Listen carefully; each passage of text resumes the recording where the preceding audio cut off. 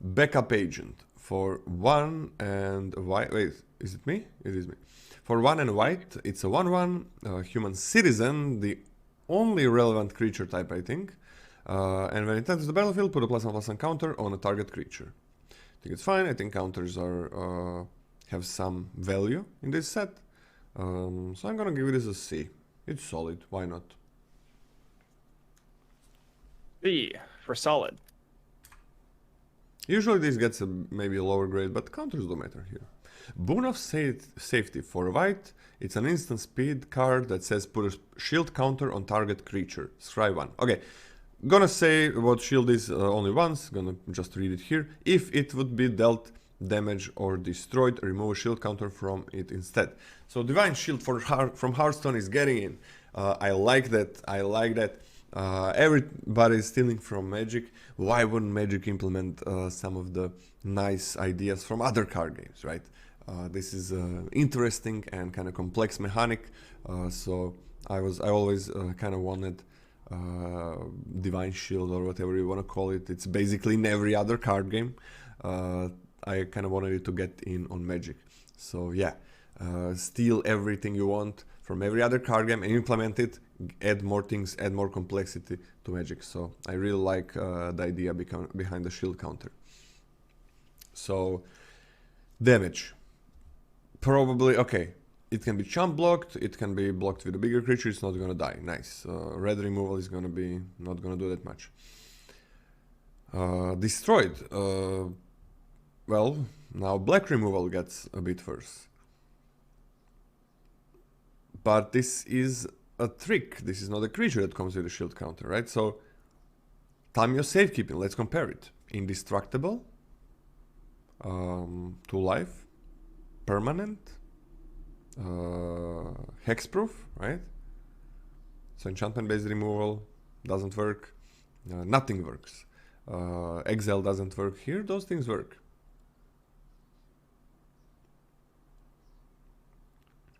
I think it's a fine trick, but whatever. Nice thing about this is you can put a shield counter somewhere, even if it's not in combat, right? You can just put it there. If you have that 1 mana lying around and you know you're not gonna have it for next turn or 2. So that's like an extra. It can be used as an aura, not as a trick. Yeah, there is, in each combat phase, in each damage phase in combat, all the damage happens at the same time. So in the first strike phase, there's 10 creatures blocking it. It's just 1 instance of damage.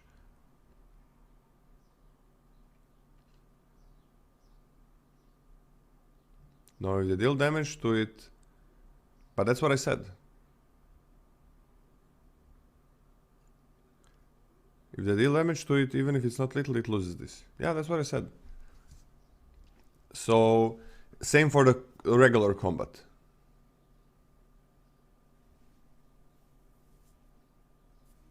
Yeah, but that's an option, right? Usually with tricks, you do not have an option to play it on a random, in any phase where it's not getting dealt damage, it's not getting removed, it's not getting targeted, or so on.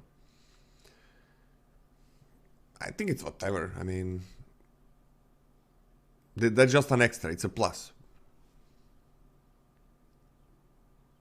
I'm on a D. I think it's okay trick, and that's it. Like a D. What about you, Scotty? D plus. I'm pretty much on the same board though, but it's cheap. It's 1 mana. Can sometimes be big swing. I would rather this have like I think Tamio Safekeeping is way better, way better. Do you agree? I'm sorry. What did you say? Tamio Safekeeping. I think that's way better. Yes, that card is good. Way better. Broker's Initiate. For white, you get an 0/4 citizen that has an activated ability for 4 and a hybrid blue or green mana, so 5 in total. It becomes a 5/5. The base power becomes 5/5 and toughness until the end of turn. It's a lot of mana. It is a citizen. That's a lot of mana. Does become a 5-drop for that turn.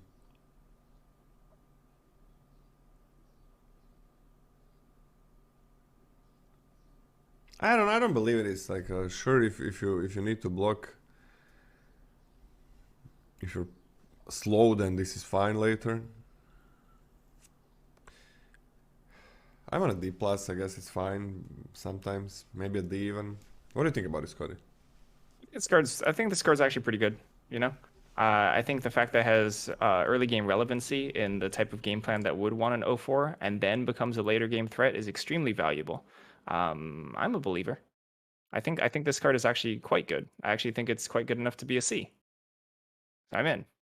Okay, okay. I think it plays the role that it wants to play very, very well.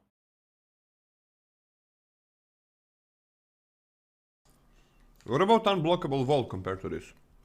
I think this card is way better. Way better. Okay. I'm only just on a D plus.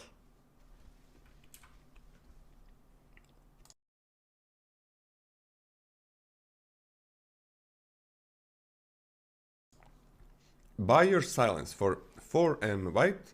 You get a sorcery that says exile target non-land permanent. Its controller creates a treasure token.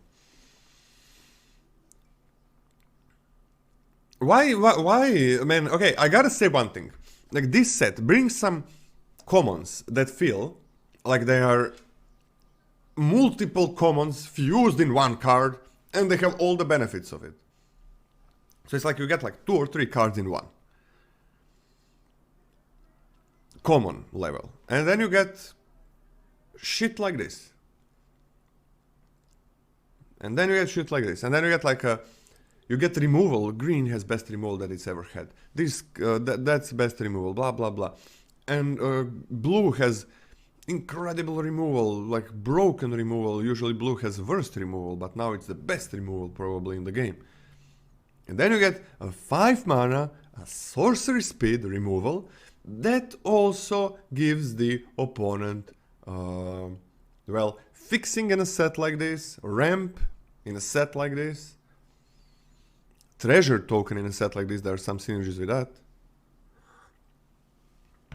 And it's sorcery speed. You're not even going to blow them out. You're going to get, kill that thing, give them that thing. Not even a 1-for-1. I don't understand. I'm not saying it's unplayable, but I don't understand. Like, so many crazy, we're gonna get to them, crazy commons. Like, whoa, completely overpowered for common, for uncommon, for whatever. For a rare, they feel like that should be rare. Then we get this. I'm on a D for this. D for this. It's crap. It's shit. You don't want your removal to be worse than a 1-for-1. Removal needs to be 1-for-1. And then the next step is it hopefully is instant speed. So you can get that blowouts, so you can get that, remove that problem of opponent blocking with 2 creatures, opponent using a trick, and so on. D. How does the chat grade? Write exclamation mark quote. There you go. And click on the cards. Chat is very torn on C-, D, D-. I'm also with you on a D, by the way. Okay, we're both on D. Anything else to add? No. Come on, get your pitchfork, man. You're soon gonna get to another card I'm gonna get angry at. Celebrity Fencer for 3 and a white. It's a 3/2 that has Alliance. Now, Alliance is a new keyword, I guess, that I'm gonna explain once, but you're always basically gonna see it. I think it's always explained. Alliance is always when another creature enters the battlefield under your control. Always. Token, no token, whatever. Oh, yeah. Put a +1/+1 counter on Celebrity Fencer. So it starts as a 3/2. Thank you, Food for Worms. Appreciate the support. Okay. If you can generate some tokens, right? Oh. How many token generations do we have?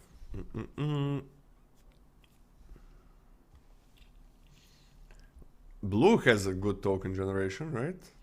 So this is pretty good in blue. There's like blitz and things. It's in black. Yeah, black is fine with it. Red so-so. Green is, I guess, okay. So this is weak when it enters the battlefield. Might be weak next turn, right? There's always a problem with these cards. They look amazing. But then, like, if you top deck them or something, that's pretty damn horrible. Top decking a 3/2 is I don't know if I describe that as horrible. It's not good, but it's not good. It's not the end of the world. It's not the end of the world. That's true. It is enter the battlefield. It is not cast or something like that. Have those blitz creatures. There is not many token generation, guys. There just is not many. Creature token, right? You can make treasures. I'm gonna start this as a C, but I can see it going down. Or up, like the slower the set is, the better this is, but even on turn 4, when you are gonna get other creatures, like sure, but it's gonna wait for that one turn and not attack, not block. It's kind of weird. What do you think, Scotty? I tend to underrate these cards, I think, because I always just want to point to like 2 toughness and be like, hey, this is like poop when it comes down, and I love my creatures to do stuff when it comes down. But it's limited games usually play out where like this is fine, like emergency case, if you just block with this, not the end of the world, and it can snowball pretty quickly, and it can be a pretty big threat. That being said, I'm also going to start it as a C. But I think this is gonna go down. I'm pretty sure it's gonna then just to a C- or something like that. Good with all. It's usually a highly competitive slot. Yeah. Like I always put this on a D or something, but I don't know. I kind of believe that this one is alright. Yeah, Felidar is like whatever as well. I like Felidar. Really, I think it's. Oh, I mean, Felidar is also a card that I thought was super poop, and then I think ended up being okay-ish. I didn't like it at all. Okay. I'm a prowling Felidar guy. I'm not. Dapper I like Shield losing Mate. as well. What do you say? I like losing as well. You're like, okay, that's interesting. Interesting. Okay, now you know. Dapper Shield Mate for 3 and a white. It's a 2/2 that has a shield counter on it, and as long as it's your turn, it gets +2/+0. Oh yeah, text as a 4/2, right? It's not gonna. It can block opponents like 3/2s or X2s, X1s, and not die, but then it's still 4/2. I don't know, man. Oof, we're gonna get to 1 shield card for 4 mana, and then we're gonna ask ourselves why is it this so much weaker. It still has a shield counter, so that's nice.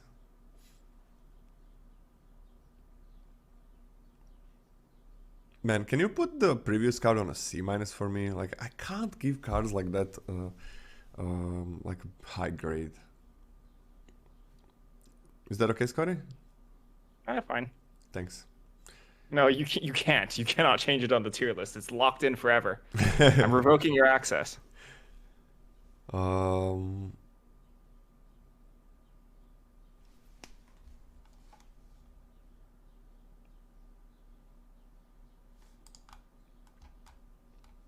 I guess I'm gonna start it on a C. Because it does trade with a lot of things, and then it's still out. It's still there. So I guess a C is fine start for it. I think it's better than the previous card. Shield counter is huge. I actually like this card a lot. Like, this is going to be pretty dang threatening. And sometimes it's even going to be really annoying, even on blocks when you see it, right? Yeah. Any sort of 3/2s, and they play this, and you just roll your eyes, and it's like, dang, this is unfortunate. Yep. And I think this causes enough awkward situations to be a fine 4-drop. Yeah. So what do you give it? A C. A C? Okay. This might go up to C-. Sorry, a C+. I can see that. Gathering Throne for 2 and a white. You get a 3/1. And it's a citizen again. Is that last card citizen? No, it's soldier. Okay. When it enters the battlefield, you may search your library for any number of cards named Gathering Throne. Reveal them, put them into your hand, then shuffle. Okay, I'm into this shit. So, what we usually got, didn't have that in a lot of sets last, I don't know, last year or something, a year and a half. But what we usually get is a 2-2, right? And that's huge. Like 3-1 is getting multiple 3-1s. I think it's much, way, way, way better than getting those 2-2s. So I'm starting this one as a C+. Like sometimes it's gonna be you got 3, and or 4, I mean, and then you don't want to get all of them in your hand, but you just get enough so you don't have to discard, and the next time you play it, you get the other one. I mean, getting 2 of these is super fine, right? A 3-1 that draws you a 3-1. That's pretty good as well. These don't get... so the Trongs from Midnight Hunt got a bit worse when you have a lot of them, because you don't want to have few in your hand. But 3-1 trades with a lot more things, and you play them, right? And then you get them right away. When they need to die, of course, that was a 2-drop, so it was a beautiful card. It was a zombie as well. But when it needs to die, right, you can maybe have 2 in your hand. Let's say you're playing 4. 2 in your hand, then it still needs to die, you're waiting a bit, then you draw another one, then you're like, fuck, man, I have 3, I don't want to have 3 2-1s if only one of them is going to give me a 2-1. I'm on a C+ for this. Love it, love it, love it. And love the direction that they were not careful with this to give it a 2 to stats or something like that, which we usually get with those vampires and with those humans, whatever. So yeah, I like the direction that this is going in. C+. What about you, Scotty? Great magic card, C+. And just 2 is completely enough. Hold for ransom for 1 and a white. We get a pacifism. Enchanted creature can't attack or block and has 7. Hold for ransom's controller sacrifices it and draws a card. Activate only a sorcery. So the creature has that ability, okay? The creature that you enchanted has that ability. So for 7, you're gonna sacrifice their creature and you're gonna draw a card. Okay?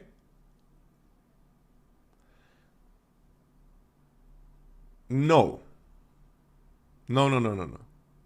This is not a downside, guys. It's a downside.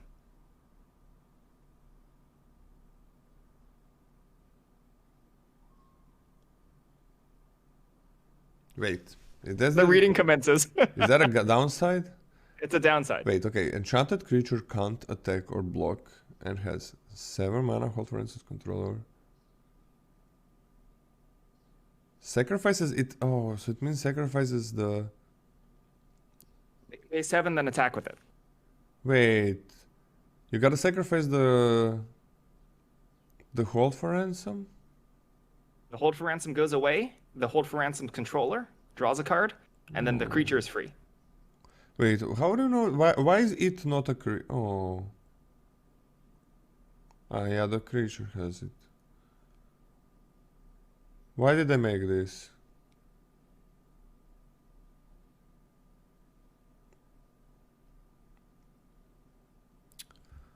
Why did they do this? What the fuck? I mean, pacifism is nothing special at all.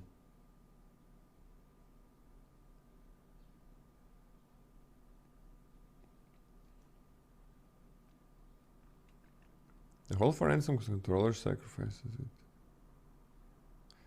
So wait, they have to sacrifice. So they pay 7 and I sacrifice this aura,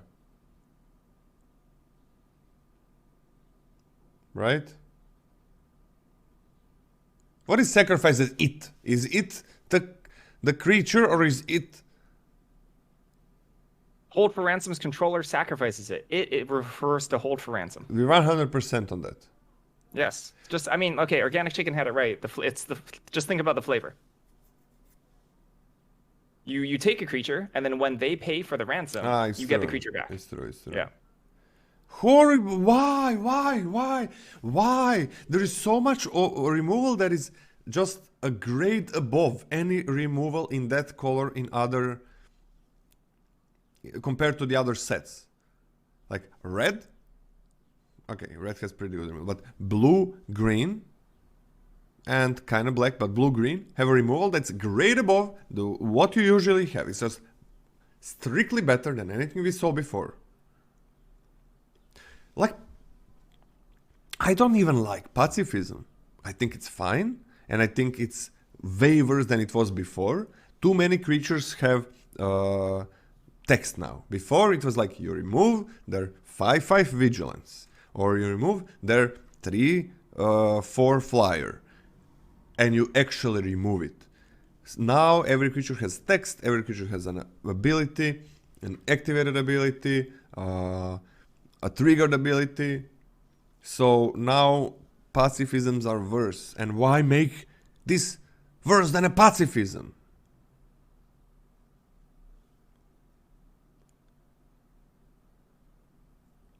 It's huge mana. No. This is not huge mana advantage. This is strictly worse than a pacifism. There is no huge mana advantage there. They are gonna use it when it's good for them, right? They're gonna use it exactly when it's good for them. So if you're removing the most important creature that they have, well, they can get it back at one point.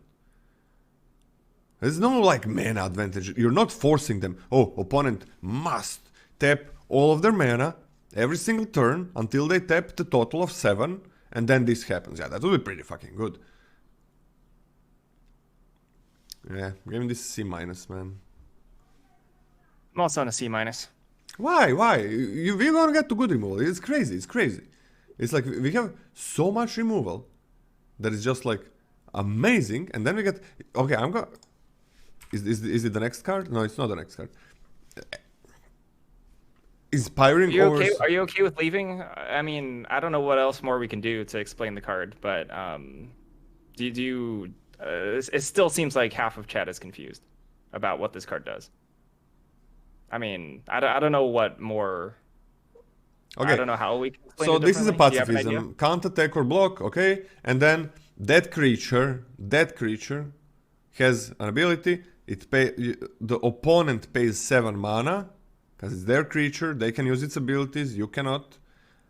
Hold for ransom's controller sacrifices, holds for ransom, and draws a card. So you don't just lose the hold for ransom. And they can free their creature for 7 mana, and you still draw a card. So that's fine, I guess. So just bad pacifism. If this card has enchanted creature, can't attack or block. I thought it... man. I thought it was like better than pacifism.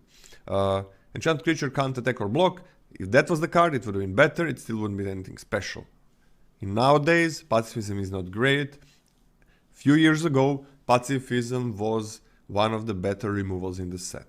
Right? Pacifism was like a B-. It was great. Do you agree with that, Scotty? Oh, sorry, I was completely off this card, so I zoned out. Do you agree that pacifism was really good, like a few years ago and before?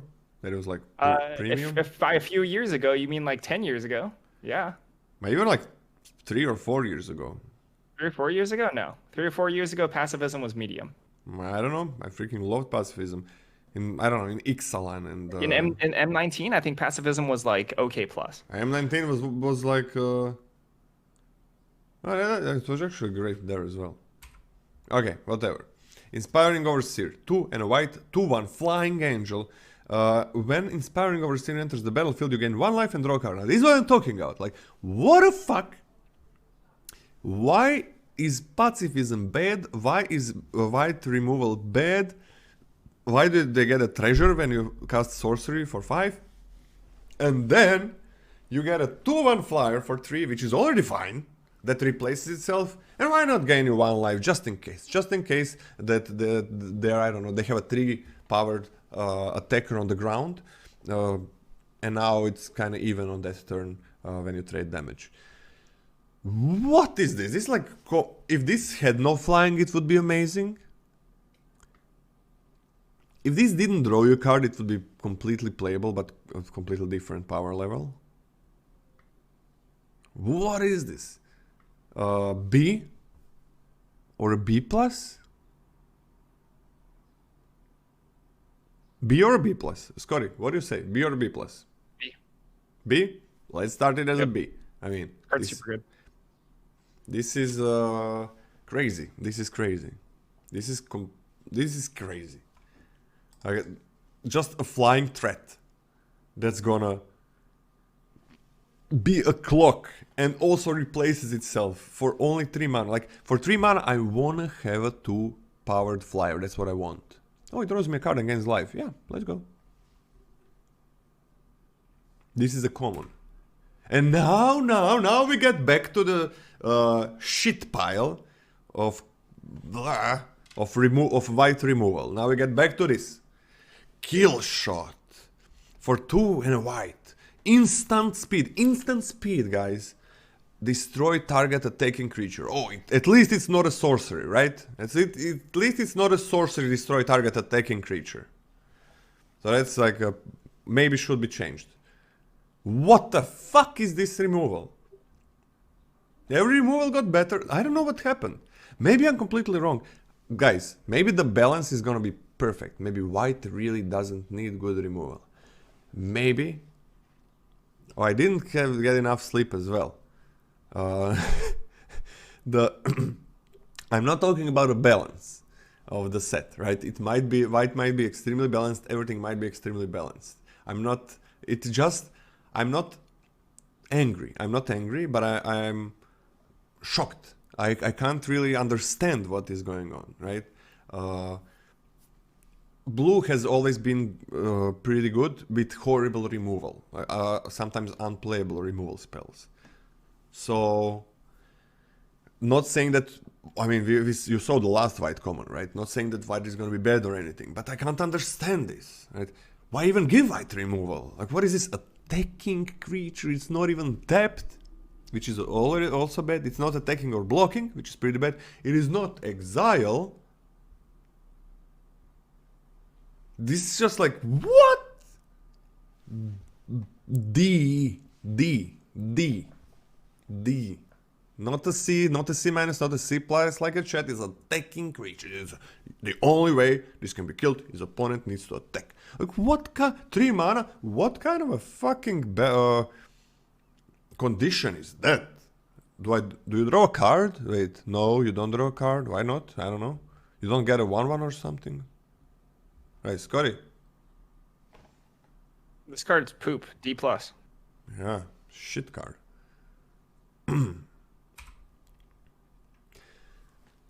Okay, let's get to the next one. Refines Guidance.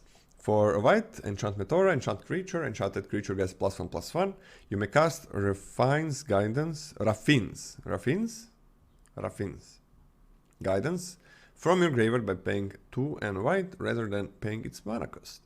Okay, that's pretty interesting. So, how different is this from a short sword? Graveyard synergy. There's graveyard synergy, okay, if you discard it or something. Okay, if you connive this. Yeah, okay, so this is something that wants to be connived. Lured away. Connive is looting, exactly the same thing, but you get a +1/+1 counter on a creature if you lured, discarded a non-land card.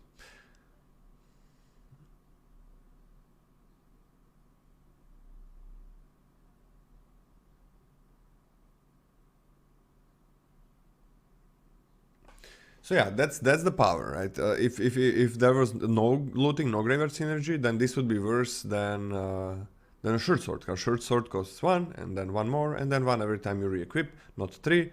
And you can move it around. You don't have to. This has to stay on your creature. This needs to stay on the creature. Hey, the 4! Welcome everybody, man. Ty for the raid. Okay, I'm just coming down from a high of hating white removal in this set. Welcome. We are doing a set review. We are done with colorless. Keep the energy up.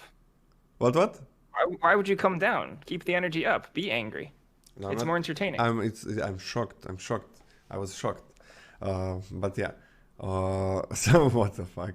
We are not. That's like when you stream for children. You need to do that. Like I think Magic viewers are a bit older than that. You don't need to be like, oh, what, man?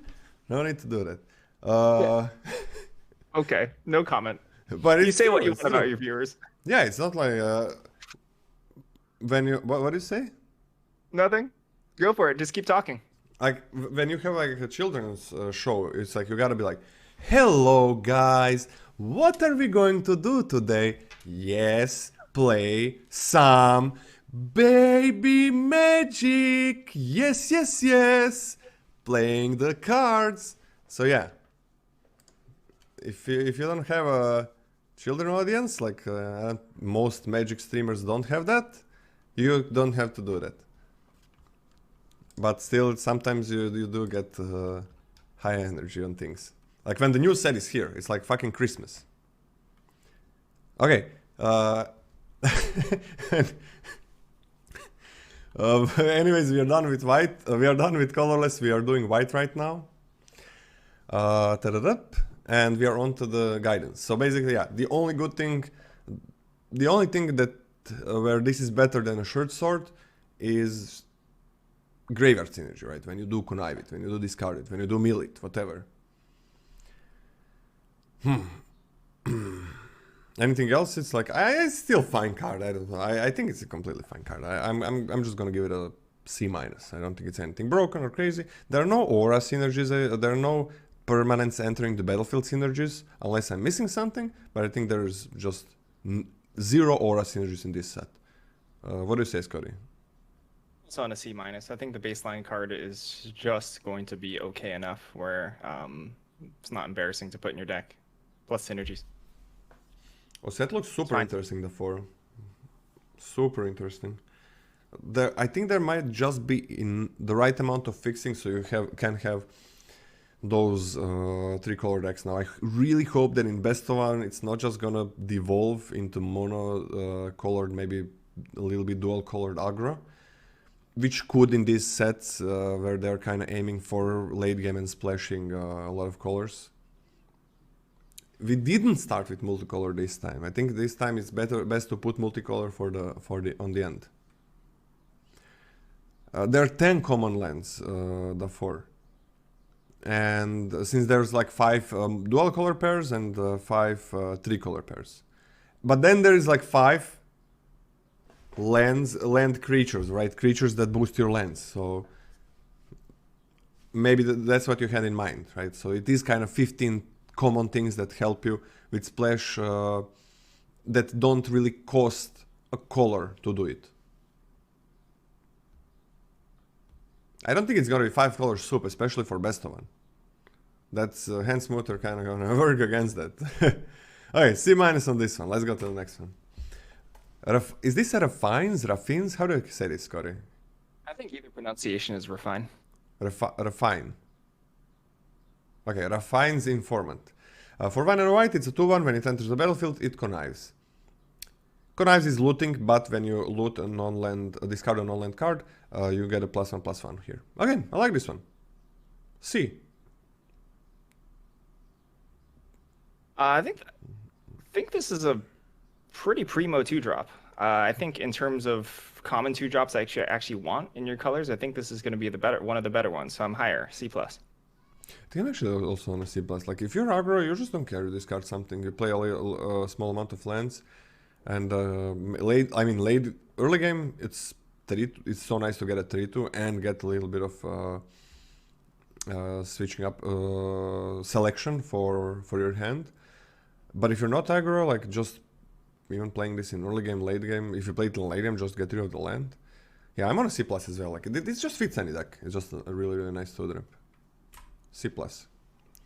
Revelation of Power. For 1 and white, target creature instant speed. Target creature gets +2/+2 until end of turn. If it has a counter on it, it also gains flying and lifelink until end of turn. Man, I would like this so much more if it was +2/+2 lifelink and that's it. If you need a trick, seems like kind of crappy one. I don't think there are that many counters. I'm on a D. I think this is not a very good trick, but if you got those counters, sure, it goes up to a D+, C-, I guess. D+, it goes up to a D+. So I'm gonna start it as a D. Not a very exciting trick, but if you need a trick, you take it, sure. I'm like a little higher on this than you, but I'm still not high enough to go to D plus. I do think that having the option to like Mighty Leap, flying something to close out some games is pretty valuable. But that's if you have the counter. I'm on a D. Okay. It's a pretty replaceable combat trick, it seems. Yeah. I mean, okay, well, it should be noted that in a highly proactive deck. Okay, let's talk about this for a second. Okay. If you have a highly proactive deck, right? Especially in the colors in the commons that we've seen so far, specifically, the worse the removal gets, the more you might have to lean on combat tricks to push your creatures through. Like if you can't rely on a common kill shot, if you can't rely on 5 mana exile something, you might have to lean on Revelation of Power as your fallback for actual interaction. So that might push this to be better than it looks. Like other colors have pretty damn good removal and better tricks, I think. So I think it's never a problem if one color doesn't have like good removal, good ways of pushing the damage. If you're gonna patch that up with a lot of cards in basically every other color. So it's saying like, okay, a lot of times people are like, oh my god, blue has no removal in this set, just nothing, that one thing, you're never gonna play it. That's a problem. It never is a problem. You always get enough removal, 2 or 3 or whatever, in other colors. So that never was a problem for blue, and I don't think that like having a kind of bad trick is gonna be a problem here, because it's kind of tricks are even easier to get than removal, so you can get good tricks in other colors. Why are we chrome catting? Huh? Why are we chrome catting? Wait, what? We are. Oh, what the fuck? 1 second. Okay, wait. Now it's okay. Okay, I just clicked on a studio mode. I wanted to change something, but it seems like studio mode doesn't work with with a slideshow of cards. So yeah, just wanted to move one thing away. Still, whatever. Like you can get that removal anywhere else. Those tricks and removal in other colors, even though white is kind of shitty at it. What do you think about that, Scotty? Smart. You said smart things. But you agree with it? Yeah, I think so. Okay. Good question for you that you asked. Just keep those coming. Let's make this 20 hour. Sky. Oh, you did not just say that. It's my fault. No, I mean, if you're gonna ask me, I'm probably. It's my fault. No. I'm actually, look, Scotty. We have a lot of time to make the list. We can do it for a few days. It's no problem to discuss things. Like usually it's like, okay, we got two days, then the set is gonna hit. Or in AFR it was like 1 day. We have 1 day to make the tier list. So now it's like, okay, we can have multiple streams, and we don't need to have a 10-hour stream as well, which is really nice. Okay, Skycrier for 1 and white. It's a 1/1 bird citizen with flying and lifelink, and for 3 and white, you and target opponent each draw a card. Yeah, I mean, what is this effect though?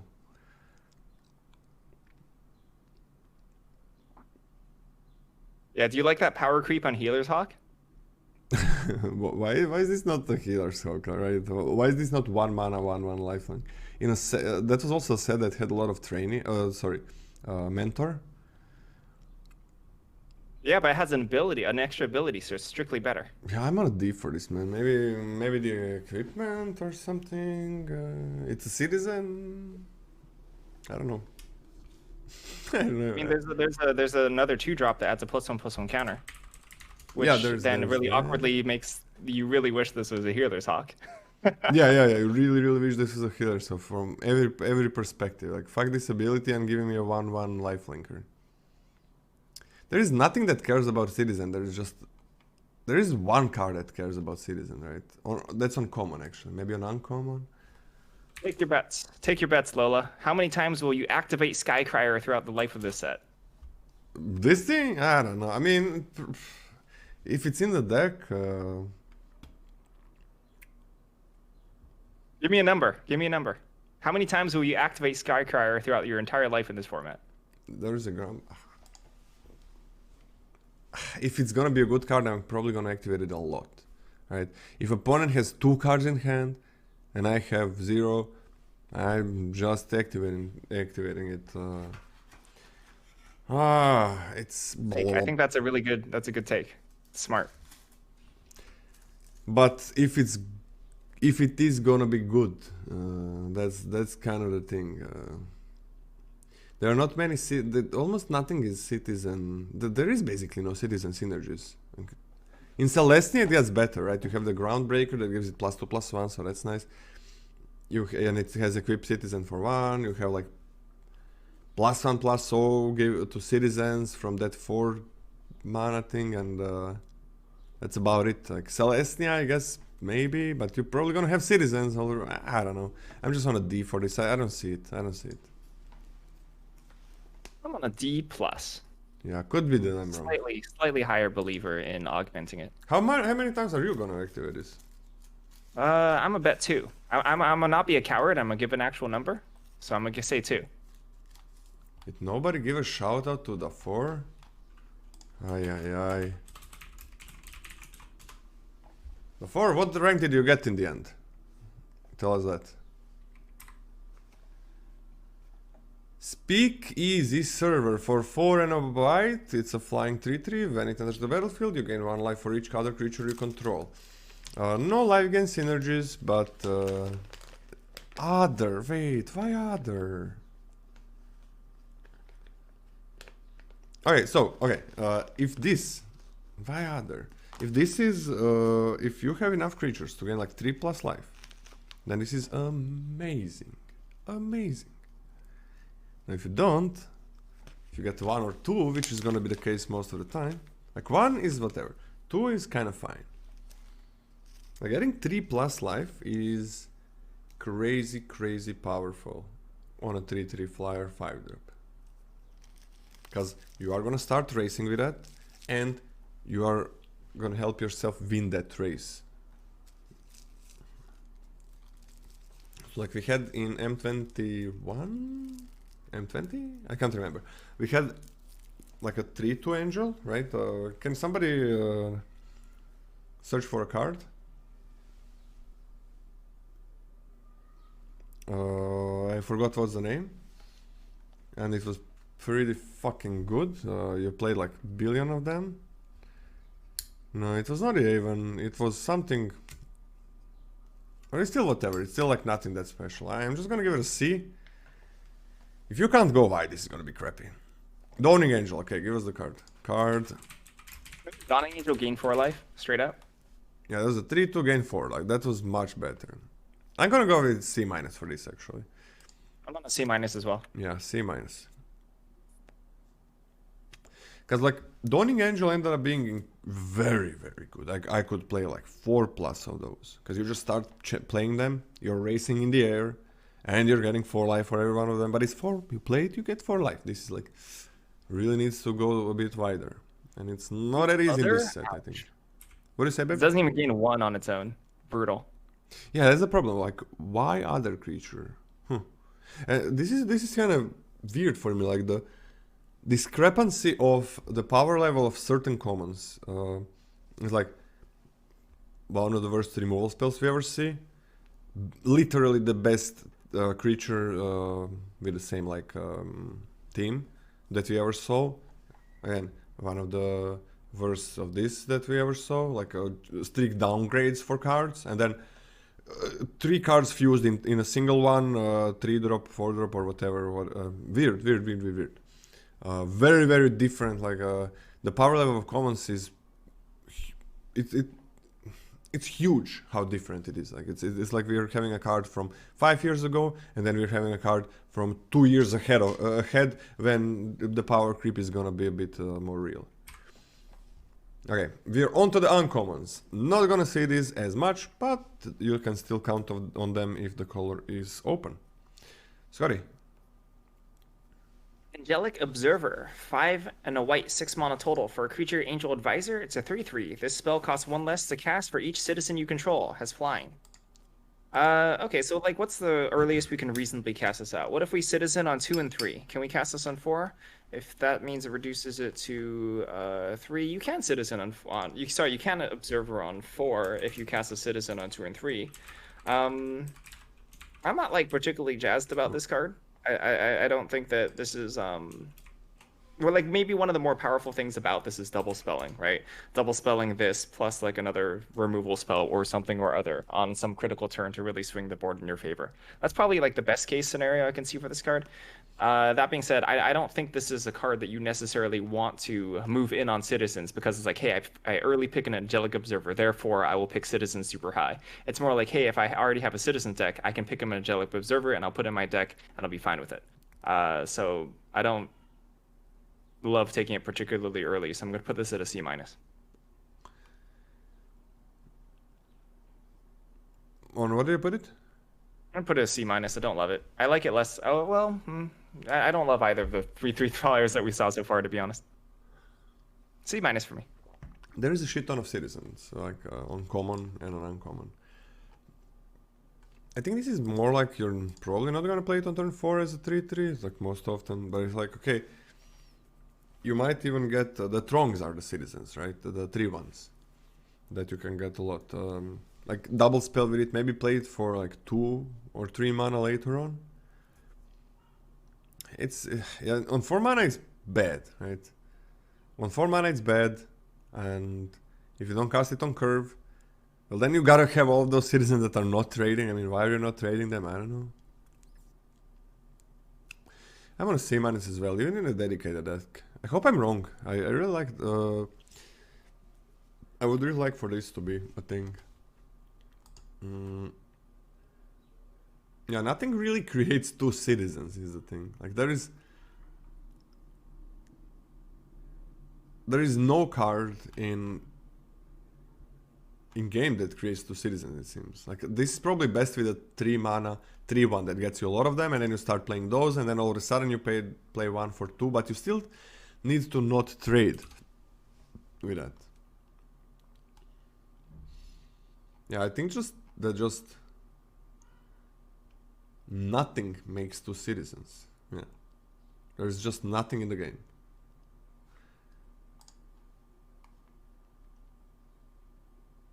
Oh, there's like, okay, there's that. Oh, that thing can make, okay, that thing can make, sure, that thing can make you sack treasures for citizens, I guess. Yeah, that's no, you never want to think about rares when you're thinking about an archetype, about how good a card or bad is. You never ever, you want to pretend like rares don't exist, because they are not gonna exist most of the time until you actually see them and pick them.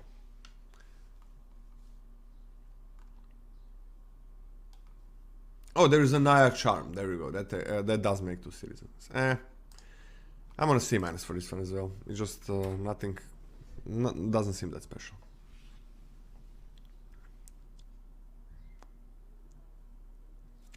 Ballroom Brawlers. Ballroom Brawlers is 3 white for a creature human warrior. It's a 3/5. Whenever Ballroom Brawlers attacks, Ballroom Brawlers and up to 1 other target creature you control both gain your choice of first strike or lifelink until end of turn.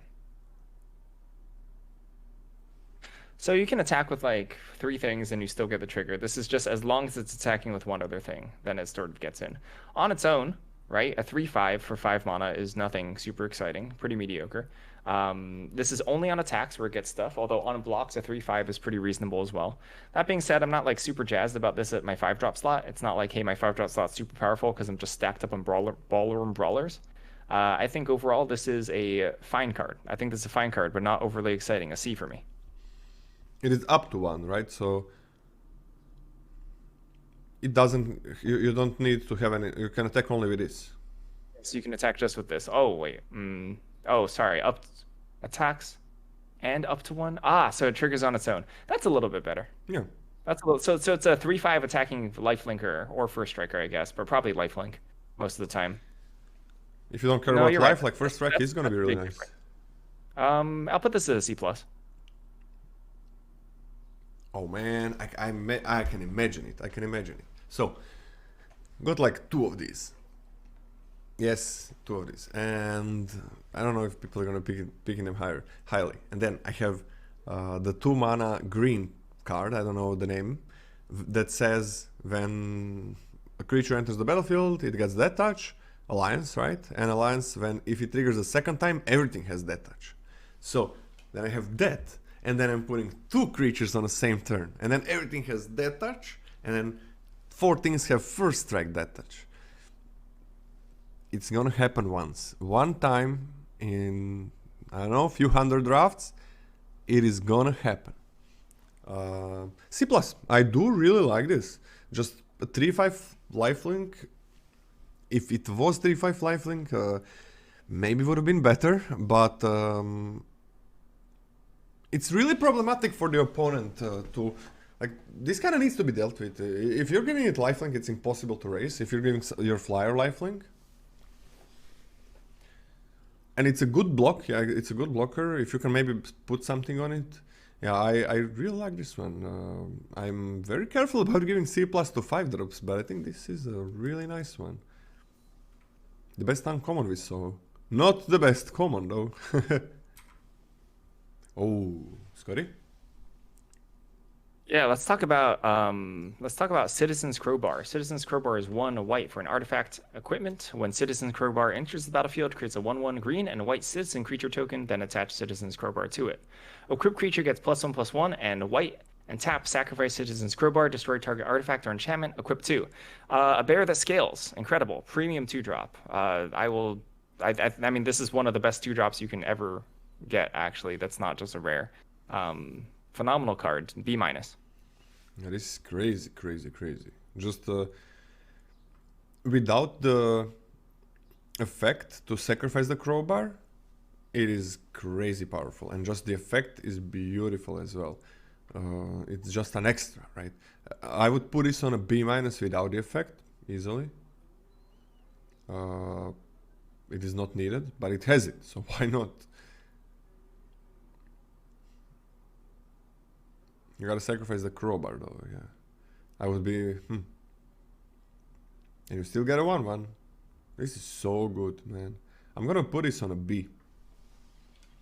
I think it's weaker than the 2/1 flyer, but this is so good. It's like just a 1/1, just a 2/2, and that equipment is like a B- or B. It's close. I want every single 2-drop to be this, and then I'm gonna be doing beautiful things. So easy B for me. But low B, low B, low B. Like most of the B cards are gonna be better than this, I think. Great. All right, Illuminator Virtuoso. 1 white for a creature human rogue. It's a 1/1 double strike.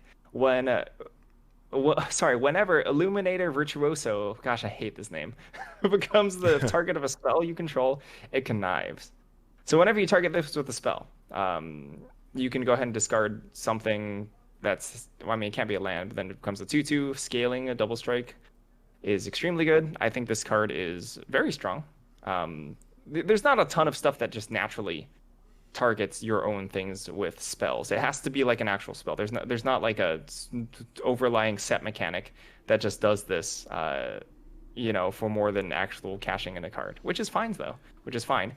It's not like you want to just be throwing random cards on this just to connive. I think the only card that you might do that with is the shield one, right?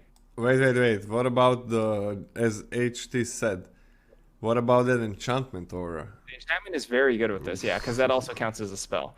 All right, so that's like the enchantment's probably the best thing to be doing this with, at least from what the cards we saw so far. Oh my god. This card is good. This card is also a premium 2-drop, I'd say. I'd also put this at a B-. I'm gonna put it on a B- as well. Just any trick works crazily good with this. And yeah, the shield one is also it's just like that's enough. Even if you're conniving a land later on, that's pretty good as well. Right? If the best thing to connive, draw a card for late, yeah. Yeah, if the best thing to connive is a land, like if I don't know, you have 3 lands and the card you have enough lands in play, like you just drew a card, man. It's I didn't make it bigger, but you just drew a card and you put a trick. You use the trick on it, so probably it's still gonna be good. Beautiful, man, beautiful. Knockout Blow. 2 white, 3 mana for an instant. This spell costs 2 less to cast if it targets a red creature. Knockout Blow deals 4 damage to target attacking or blocking creature, and you gain 2 life. This is not a sideboard card. This is just a main deck card. This is a main deck card, and it's good. This is a pretty reasonable. I mean, this actually hits blocking creatures as well, unlike stupid kill shot. It gains you a little bit of life, helps you win races. It's beautiful magic card, and goodness gracious, like when you just randomly queue up against a red deck and you can cast this for 1 mana, oof, that's a huge, massive mana advantage and swing in your favor. This is a good magic card and completes the C+. Yeah, lifelink is big. Lifelink definitely upgrades. Sorry, lifelink. 2 life upgrades the grade. There are no life gain synergies. There's just a single card that cares about life gain. It's black and it's kind of poopy. So you don't care about that, but you do care about life. Like C+, it definitely upgrades a full grade, or like, I don't know, 2/3 of a grade or something. The life gain part of it.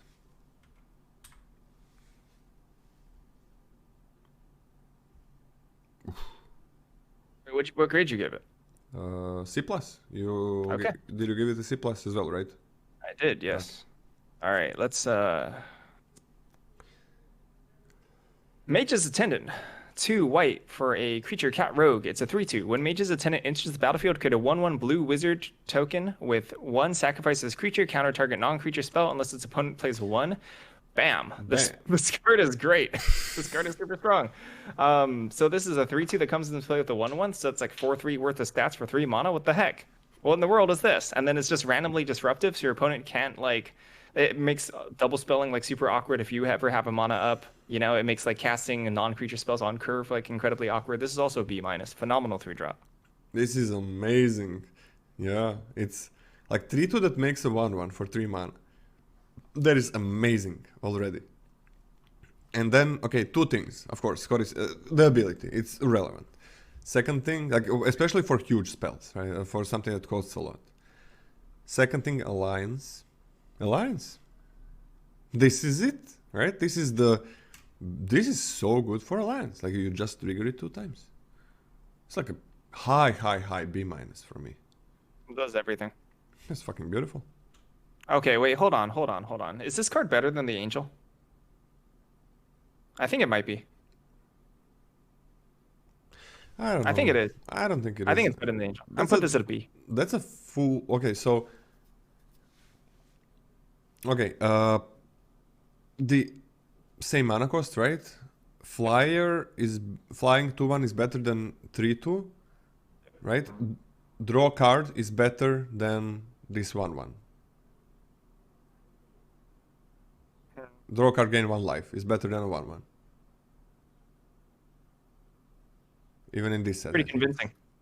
I don't think it's better by that much, but yeah, I don't think that card is like. I don't think these are very different. But I think when you break it down, like both parts of the card, the Angel is just better in every aspect. So what's your final grade? B-. I'm close to B as well. Like, this is a very high B-. This is one of the best 3-drops ever. So especially in an Alliance set.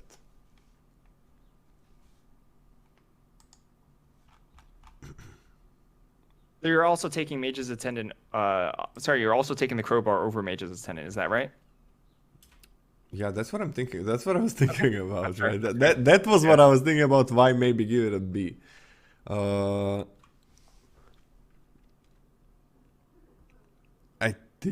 I don't know. I'm not sure. I think I am. That's fair. Yeah. Are you doing it? Are you doing it? Am I taking the Crowbar? Yeah, I think so. You're right. Patch up 2 white sorcery. Return up to 3 target creature cards with total mana value 3 or less from your graveyard to the battlefield. This is like an incredibly powerful, potent effect that I think is quite hard to make work in normal limited. I think if this card is good, it'll be because of, extra norm circumstances. If you bring back a 3-drop and a 1-drop, if they're both like highly utility, then that's very good. I haven't seen that from white so far. I don't necessarily know if the other colors actually want that either from the little I've seen, to be honest. So a conditional, like late game, bring back some probably irrelevant things is not what I want to be doing with my time, nor mana, nor card slot in my deck. If there's a high density of utility creatures that scale very well into the late game, then this card gets much, much, much better. I don't think this set is that though, so I'm gonna put this at a D plus. Like a 1-drop and a 2-drop is usually the best thing. Sure, some good 3-drop is okay. But they need to die, right? That's always, you gotta wait for that, and then you gotta... 3 1-drops, we didn't see 1-drops. This is a set where you can bring back 3 1-drops reliably, and like a 3 1-drop deck is something that you want. Like your deck has like 8 1-drops, then yeah, sure, this is probably good in that deck. But I don't think this is the set for that. Okay, let's say in Kamigawa, in Neo, let's say, okay, you're playing kind of mono red, and then let's say Boros was good. You always want to go black or blue. But yeah, let's say that you wanted to go white in Neo. Now, this would be fucking amazing. This would be like a B. If Boros was on the same power level as Rakdos in Neo. I'm talking about Neo, just putting this card in Neo. Do you agree with that, Scotty? Yeah, if you're bringing back like 2 things that actually have high relevance to the late game, absolutely. Yeah, you sometimes it's just you always get 2 things with this, like 1-drop and a 2-drop, and there's sometimes you can even get like 3 1-drops. But I don't care about this card really here. I don't think maybe there's enough 1-drops, but I'm just gonna give it a D. D. Don't see it really, but if you get a lot of good stuff, it goes up. We can get it. I think we can give this a ceiling grade. I don't think you ever pick this highly until you know it's fine in your deck, and it needs to have a lot of things to make it good. It can't be like, oh yeah, these 2 3-drops are good to get back. No. More than 2 3-drops. You need more. You need, because they need to die, and you don't want them to chump and die and then play this. Then okay, I have some 2-drops and 1-drops. It needs to be a big, large amount, and you need to consistently get them in the graveyard. There's an O for and sure, it triggers Alliance, right? But I mean, triggering Alliance multiple times is fine for some things, but there are not that many commons that have Alliance. It's like the 3-2 that we saw, and that's kind of about it. Like there are some uncommons as well. Alliance is not a huge team in this set. So yeah, I'm on a D for this. Hope I'm wrong. I like these cards. Okay, Scotty? Yep. All right, let's talk about Refuse to Yield. 1 white, instant. Target creature gets +2/+7 until end of turn, untap it. So it basically gives it like infinite toughness. You can save stuff versus red removal, damage-based removal, etc., etc.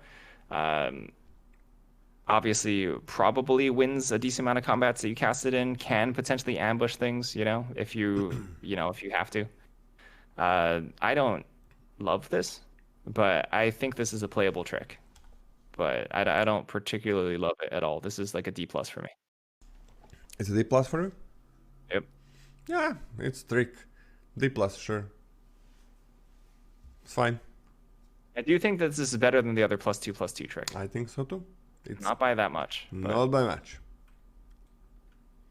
Like, yeah, it's weird. Like 2/7, where they come up with that?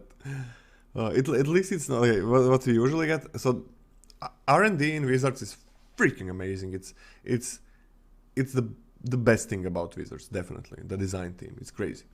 And they obviously learned that +1, +10, or +1, +7 just doesn't work.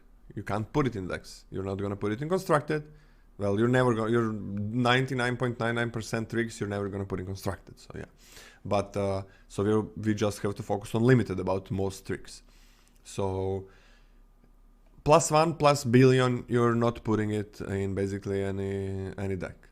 Unless there's some good toughness support in the set.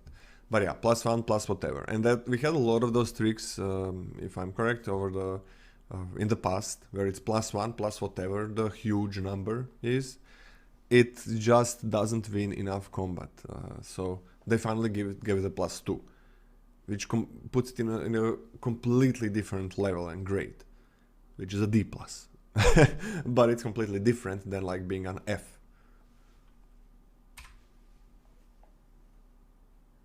Rumor Gatherer, 1 white white. It's a creature, elf, wizard. It's a 1/2. Sorry, it's a 2/1. The exact opposite. Alliance. Whenever another creature enters the battlefield under your control, scry 1. If this is the second time this ability to resolve this turn, draw a card instead. Rules-wise, if 3 creatures enter the battlefield, you'll scry 1, draw, and then scry again. So like the third one on actually just continues to scry, which is kind of interesting. This card is annoying. The body isn't. The body's actually not the end of the world if you have to block with it, if you emergency need to stop something. But like if this card sticks on the battlefield and you just continue to develop a normal game, this is extremely threatening. If I scry 1 each time and never get to draw my card, that's not even that bad. But I think this card is a very good Magic card for me. The cost is restrictive. The cost is brutal. But I think I'm waffling between C+ and B-. I think I'm gonna put this on a B-. I do like this a lot. Yeah, same thing, Scotty. Same thing. I'm just not sure. The body is weak, but it does trade with 2 drops, 3 drops. It is weak for the cost, right? Double white is not a small thing. But the effect is very powerful. It's like scrying every turn is enough. If you draw once with it, if it's just like scrying every turn is huge. Just like the problem is that it must trade if it's gonna block. That's a big problem.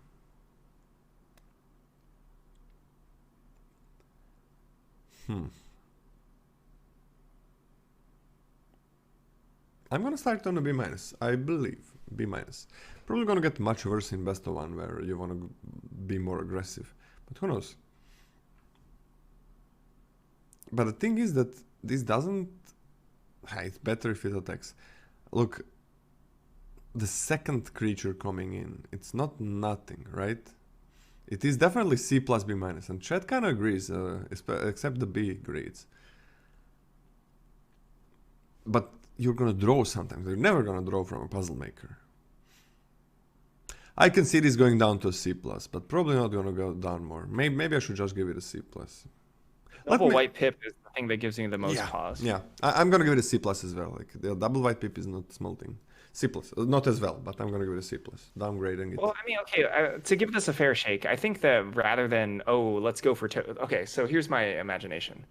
Rather than, hey, I'm gonna play a bunch of token makers, right? And I'm gonna go wide, I'm gonna cantrip all my stuff, I'm gonna draw so many cards. I think more likely is this 3-drop into 2 2/2 drops, right? And just play a pretty proactive game plan. But that being said, in that proactive game plan, I don't know how much I want a 2/1 anyway. Yeah. So with this kind of cost, right? If you're playing less lands.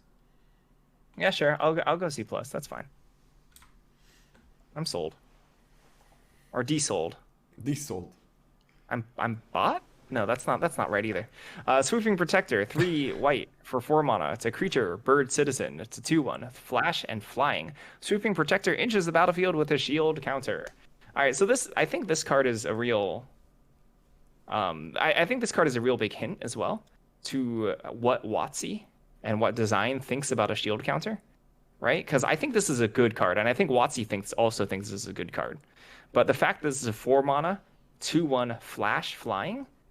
That's garbage stats, right? That's garbage Magic card. That's piece of trash Magic card. But the fact that it has a shield counter, I think it's massive. I think that just turns this into like this will actually reasonably eat something and then be able to clock your opponent. So overall, I think this is a good Magic card after that, and I think that's pretty much entirely carried by the shield counter itself. So I'm gonna put this at a C+. I'm also C+. Horrible stats, but the shield counter makes it like. Catch any 2-drop off guard. I think it's well balanced, this one. Yeah. C+. I think it's completely fine. I think I can play a good number of these. Sorry, I'm going to mute myself because there's toast. Give me a second. Okay. Thank you. Okay, actually, hold on. I'll eat this after this. I want to go to the bathroom after. Actually, that was the last card. That was the Let's do last the rares and then I'll use the uncommon. bathroom. Yeah. Okay, let's have like what? How much do you need? Like few minutes? No. Do the rares first, and then I'll take a break. Okay, take a few minutes. I need to use the restroom. I'm gonna take a bite of toast. Okay, sounds good. Okay, we are on to the rares. These cards do not affect the synergy, so just kind of try to remove them from your mind, but still interesting to discuss them to see how good they are, how they are in an archetype. But these don't affect the archetype power at all. So the first one, Depopulate. For 2 and double white, it's sorcery. Each player who controls a multicolored creature draws a card, then destroy all creatures. Wrath of God, and is it good, is it bad? Well, I would rather that it's just destroyed everything. But I guess you can block opponents' multicolored creatures and then be left with one. So that's kind of nice. I would kind of rather that it destroyed everything, because usually when you're playing 4 mana, well, board wipes, you have the power of knowing, okay, I'm gonna have this exactly when I want it. It is when you want to cast a board wipe, even if you're setting up for it, you're usually gonna have 4 mana. So that's nice. Oh, shield counters, man. Damn, yeah, this is gonna be interesting. Ooh. I'm on a B+. I really liked B+. Solid board wipe. I don't think it's a bomb. Well, I'm a little bit lower. I think for the fact that this, in a normal use case of board wipes, something like this is actually like much worse. As in, like, you can't necessarily take advantage of the special clause just by like not developing your board, right? You have to develop your board in order to actually draw a card yourself, and also just if you know you don't always have the luxury to remove your opponent's multicolor thing before you board wipe, and having them cantrip off of that is worse. And I'm generally lower on board wipes and limited nowadays than normal. I think that the shield counters being naturally in white scales a little bit, but I don't think it really pushes the needle that much for me. I'm gonna B for this. It's the thing is, when you are setting up for the board wipe, you kind of don't want to play creatures, right? And you don't want to play multicolor creatures, and multicolor creatures are usually pretty good. So yeah, that's a little bit problematic. Okay. Well, here's the first thing that I don't like, that I, that I kind of despise the existence of. I don't care that it's a mythic. At least it's a mythic. Elspeth Resplendent. For 3 and double white, that's 5 in total, you got a 5 loyalty planeswalker. For +1 loyalty, choose up to 1 target creature, put a +1/+1 counter on it, and a counter from among flying, first strike, lifelink, vigilance. For -3, look at the top 7 cards of your library. You may put a permanent card with mana value 3 or less from among them onto the battlefield with a shield counter on it. Put the rest on the bottom of your library in a random order. For -7, you make 5 3/3 White Angel creature tokens with flying. Yeah, okay. Well, the first one is amazing. Make it a 6 loyalty, right? Start giving things flying, for example, and they gotta kill this, so they're not gonna race you. So you just win the race. Give something vigilance so you can attack with it and still block. Give something first strike if they have flyers, just to get through. Give it lifelink if you just need to survive a bit. Do it 2 times and then -7 and you instantly win. That's one not bad thing. Just use -3. Okay, let's protect itself with something that's gonna have a shield counter. 7 cards, I mean 7 cards. You're probably gonna get a permanent card with mana value. Well, it can be a land, but you're probably gonna get something, some creature. So, completely broken, A+.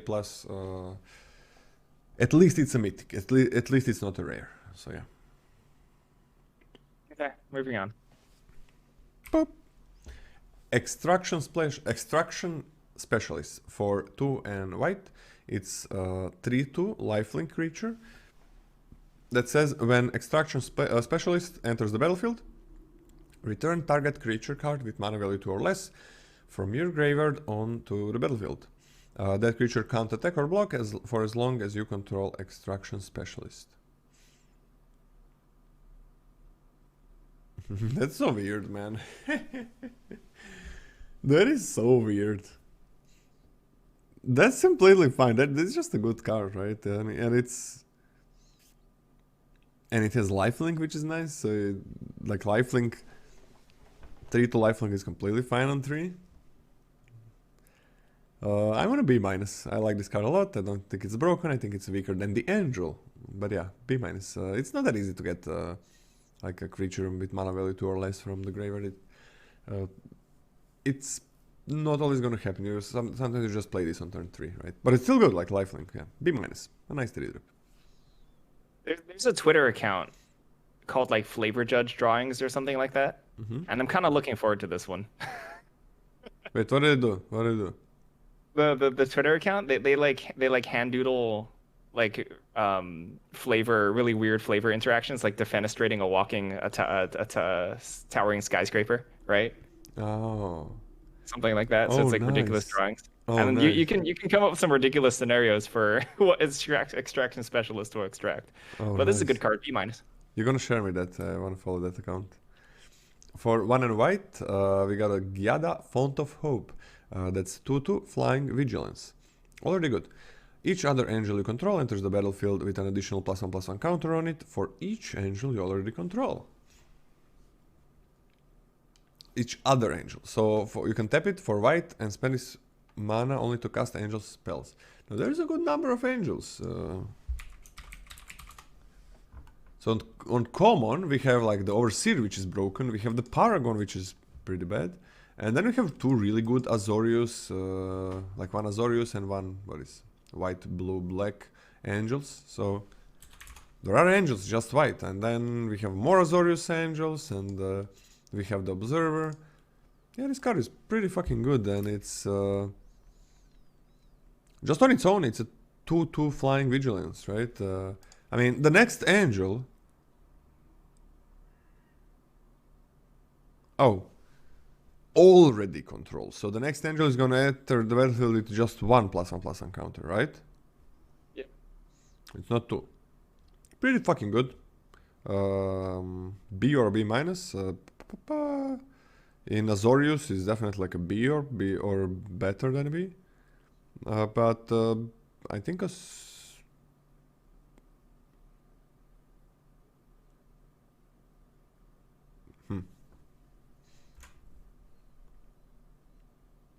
I think it's a B minus, but then the angels are. It's really good if you go. If we don't use the abilities, it's B plus 2/2 flying. What the fuck, man? It's a B minus if you don't use the abilities. Now, if we do use the abilities, it gets higher. We'll take this over Crowbar. I think this is a B for me. Yeah, it's a B for me as well. Okay. Now, this stat line is straight up B minus. That's what it is. It's been like that for a while. But then you have the ability. Hello Fountain. For 2 and a white, it's an artifact that says for white and a tap, untap target. Untap a tapped creature you control. That's a call in a cost. Create a 1/1 green and white citizen creature token. For double white, a tap and untap 2 tapped creatures you control, you draw a card. For 1, 2, 3, 4, 5. And a tap, untap 15 tapped creatures you control, you win the game. I mean, it's pretty freaking good. I don't know if you're gonna get to 15, but just the first 2 effects are not bad at all. They do cost kinda a lot, right? You gotta still pay the mana. It's like 4 mana to get a 1/1. That's what it's gonna be a lot of times.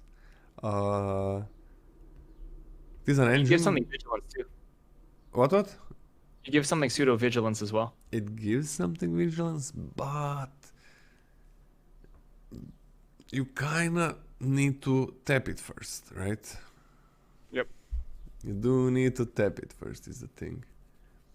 And sometimes that might not be the easiest thing ever. I think it's a B still. I think it's all of these combined are really nice. I'm gonna put it on a solid B. Put this on a B as well. I don't think that, like, you don't need like a clean attack, right? You can just offer a trade, and all of your offered trades now come with additional upside of coming with an additional 1/1 or better. So I think that's quite good. It's not even super uh, it's not even super unlikely where you get to create 1/1 with this, and then you get to like chump attack your 1/1 that you just made to go ahead and cantrip it later. And then this just sort of snowballs advantage from there. I think this is a good Magic card. B for me as well. Yeah. Mysterious Limousine. For 3 and double white, it's a 4/4 vehicle. When it enters the battlefield or attacks, exile up to 1 target creature with this card. Until this card leaves the battlefield. If a creature is put into exile this way, return each other creature exiled with Mysterious Limousine to the battlefield under its owner's control.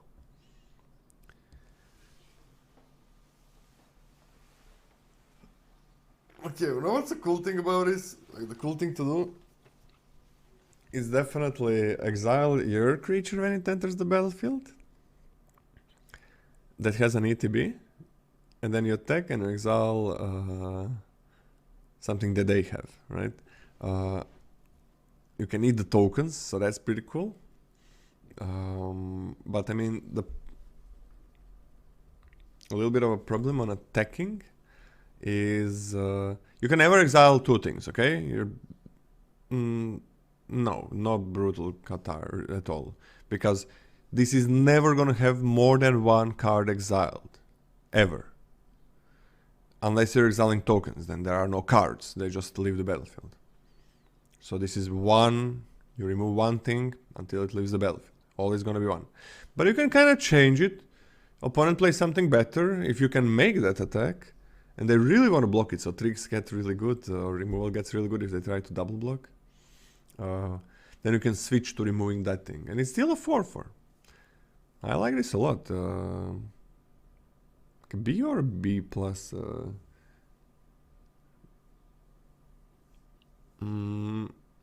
It's pretty cool to exile your own thing that has ETB and then attacking, exiling their thing.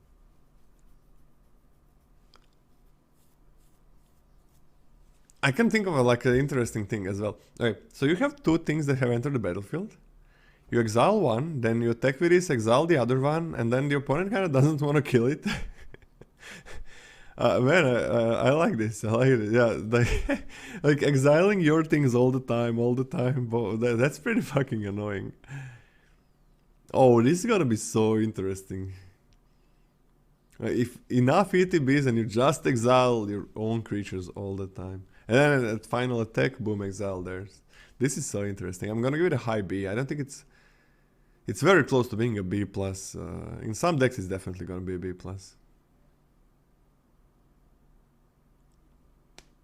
I think this is a B+. No, I'm into this. I think it's a 5-drop. Like you don't get much better than this. The fact that it has immediate board impact doesn't even necessarily need the haste, and your opponent can't just like freely point a removal spell to free it. You know, if you suspect your opponent has like destroy target creature, just don't crew it, and you need to. It gives you a lot of flexibility in that regard. Extremely strong 5-drop. B+ for me. I mean, if you don't crew it, that's kind of shit then, right? That's like a 5-mana removal spell. It's kind of like it's big on upside. It's like a C+, right? But it's a possibility you can do, yeah. I don't know. In some decks, I think this is gonna be... What's the question? Okay, so the question that Eagle is proposing is, if you exile a creature first, a normal creature, and then you exile a token, does the creature have to be returned? My guess is that it would have to be returned, because the creature does enter exile, then ceases to exist. Sorry, the token enters exile, then ceases to exist, so I think that would force you to return the creature. Yeah. It changes the zones, right? The token changes the zones, and it needs to go into exile to change the zones, right? Funnily enough, if the wording was if a creature card is put into exile this way, then you would not have to return it. Yeah, that's would be different. Yes. That's a different creature, so you have to return it. Yeah, you gotta return it. Okay, I mean, I'm super close to B+, but I'm gonna start it as a B. Definitely not an A. Ooh, okay. Rebel Rousing. For 4 and a white enchantment, it has Hideaway 5. Now we have a cycle of these. Hideaway is only on rares in this set. And I think it's always 5, whatever. Hideaway 5. So when this enchantment enters the battlefield, look at the top 5 cards of your library, exile 1 face down, then put the rest on the bottom in random order. Okay, so on the other text, that's not hideaway. Whenever you attack with 1 or more creatures, create that many 1/1 green, white cities and creature tokens that are not even attacking. Then, if you control 10 or more creatures, you may play the exiled card without paying its mana cost. Holy fucking shit. This is a better card than Elspeth Planeswalker. And it's a rare. Now this is a little bit problematic. So, those tokens are not attacking, so they're not gonna be able to champ them. So next turn, those tokens are gonna create more tokens. And at one point, you're gonna get to 10. You are gonna fucking get to 10. This is not known token, it's just 1 or more creatures. This is better than the Planeswalker, and unfortunately, very unfortunately, this is a rare. This is not a mythic rare, this is a rare card. Shit. Holy shit, horrible. Demon? Demon kinda looks like nothing compared to this from Crimson Vow. The Demon doesn't look very good compared to this. What looks good compared to this, man? I mean, to be honest, I think Elspeth is better. Elspeth is better? Elspeth does something on an empty board. Sure. Okay, sure. If your board is empty, Elspeth is better. But I think on average, this is gonna win a lot, win the game much easier, and on more and well, you just don't trade, man. If you have this, sure, if you top deck it and you trade a lot, that does not gonna work. If you have this in your hand, you let opponent deal as much damage as they want to you. As much as they want. Let them have their fun. You play this, you win. You literally play this, you win. They don't have time to remove it. Okay, sure, crowbar. There is crowbar. You just win, right? Boop. This is not great on defensive. You get 1/1s for the defense. This creates 1/1s for defense. Yeah, it's just like 5 mana, and then you play for free. You play that card for free as well. Holy shit. A+, completely broken, A+. How you Scotty, talk about it, because you said that the Elspeth is better. Yeah, I just think that there's scenarios when you're behind enough on board where like your opponent has like 2 creatures, you're pressured on life, you have 1 creature, you attack with your 1 creature, they take the damage, you make them 1/1, that 1/1 can't block their 2 creatures, and then it's like, okay. That's not an abnormal scenario, right? That's a normal case scenario where the card is not particularly strong. It could be a little slow, but if you're at all, even slightly on parity or ahead, this card is extremely good, but it's still an A for me. You're not gonna be on parity, man. That is a very uncommon scenario, extremely uncommon scenario. Parity? Because for that scenario to happen, you need to be top decking this card. Do you know what parity means? Parity means your boards are even. But you said it's that you have 1 creature. No, I'm saying if you're behind on board, which is also like a normal scenario. That's fine. If you're behind on board, it's not very good. If you're parity or ahead, it's extremely good. But it is extremely uncommon to have 1 creature when casting this. Having 1 creature on the board in limited is not uncommon. But if you have this in your hand, you're not gonna... Who the fuck is gonna have 1 creature on the board? Why would you ever trade? You have to trade off. Why? I'm confused. If you have to block. Why? Why? This is 5 you're dying. You're not dying. This is 5 mana. This is aggro decks don't exist. Aggro decks don't exist. This is not 7 mana. This is not a 7 mana card where you need to survive for a billion turns. This is not a 7 mana card. This is a card where you are gonna have control over what you're doing before it. Because you know, if you have like 2+ creatures, and that's a scenario that happens. This thing that you're envisioning is a scenario that happens if you don't even know that Rebel Rousing is in your deck and that it's gonna come. But sure, top decking this when you're traded a lot, might not be that good. That's true. Might not be that good. Having this in your hand before you played out everything else is completely broken, because you're not gonna get into that scenario. You're not gonna trade all of your creatures. You're maybe gonna trade a little bit and so on, because you know that you're just gonna win. You know that you're just... Right. You're right, Lola. I'm sorry. I'll change my grade from an A to an A. You fucker, man. Why are you fucking with me? I'm just kidding. You're making good points. That's a good point. Yeah, it's just like I think it's important with cards like this not to envision normal scenarios. It's like envision normal scenarios where you do know that you're casting this from your hand. That's the thing. Like, you're super fine going down to 8 life total, whatever. If that means that you're gonna create 2, 3, 4 citizen tokens while still attacking, and then if opponent attacks, you jump a little bit and you create even more, right? You don't even have to block everything. Oof, scary shit. Why does this? Oh. I will assert that I don't think this is a win more card. I think that this card does a decent amount even when you're behind. The huge thing. It does enough. The fact that the tokens don't have to attack is huge. Yeah, the tokens are not attacking. That's really big, and the tokens are gonna make more tokens, right? Yep. So sure, okay, if you're getting completely annihilated, right? Yeah, it's not gonna be that good. I mean, Elspeth is not gonna be good if you're getting completely annihilated, right? If opponent has 5 creatures and you have 1, yeah, Elspeth is useless. So nothing is good then. Nothing is good. But that's like that scenario. Like, oh, then like you're just, why do you even play if that's what happens to you every single time? Probably should get some coaching. Sanctuary Warden. Coaching. He'll tell you to draw better. Draw better, man. Draw better. for Sanctuary Shout Warden. Out to Metaphy. What? Shout out to Metaphy. Draw better. You wanna up your game? Draw better and pay for it. Sanctuary Warden. 4 mana. Am I reading? I forgot. Yeah, you're reading. 4 mana. You spent so much time talking about it last card, man. So 4 mana, 4 and double white. That's 6 in total. Angel Soldier. It's a flying 5/5. It enters the battlefield with 2 shield counters on it. Whenever Sanctuary okay, so when it is, they don't get you just remove 1, right? When it gets them dealt damage, right? Or do you remove both of them? Okay. Whenever Sanctuary Warden enters the battlefield or attacks, you may remove a counter from a creature or planeswalker you control.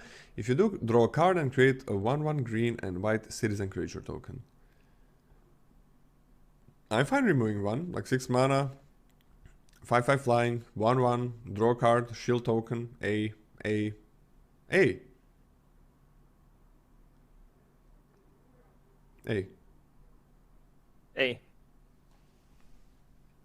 Hey.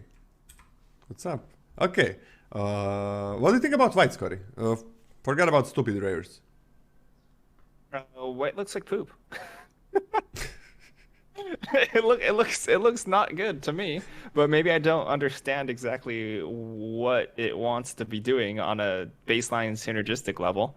But there's like the angel that flies, and all the other cards seem highly underwhelming to me. The uncommons are good, but the commons are what matters, and the commons don't look very strong. It doesn't look very deep at all. Which, like, it has a place in the format, right? Even if a color's not deep, it has a place in the format. But it seems far-fetched to me that white will be the dominant, like a dominant color. It is. We do have the angel on common, right? Yeah, the angel is the only good common. Nah, there are other good commons, but the angel is the only broken. Like there's a Throng. Sorry, yeah, you're right. That's hyperbolic of me. Yeah, it's okay. I gotta say the white removal seems like horrible shit. The white doesn't seem to have the greatest commons.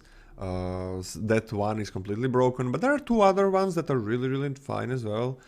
So I think it's fine, but the big deal about, so we are going to be saying what we think about colors on the end of this, like on the end of the color review. Going to talk a little bit about it. But the big deal, the big power in this set will come from multicolored cards. Now they're common white X color, right? Multicolored cards. They're on common level, on common, on uncommon. You usually don't have them on common, right? So that's gonna be huge. That's gonna affect it a lot. So why I think having one or two extremely powerful commons in one color is enough, because there are actually not there's less commons, if I'm correct, in every single color in this set. So I think white is completely fine. But yeah, the power of a certain color is gonna be hugely affected by multicolor cards, which is usually not the case. Usually the uncommons are, you have like one per color pair, that's like 10 different uncommons, and they're uncommon, so it's harder for them to affect the power level, right? You're maybe gonna have one or two sometimes, but this is a bit different. So yeah, even though maybe white doesn't look the best here, I do think it's fine. Because of those like 3 commons that it has. I think that's enough for this set. We are gonna have to rethink what do you think about color pairs after all we rate and see all the multicolored cards.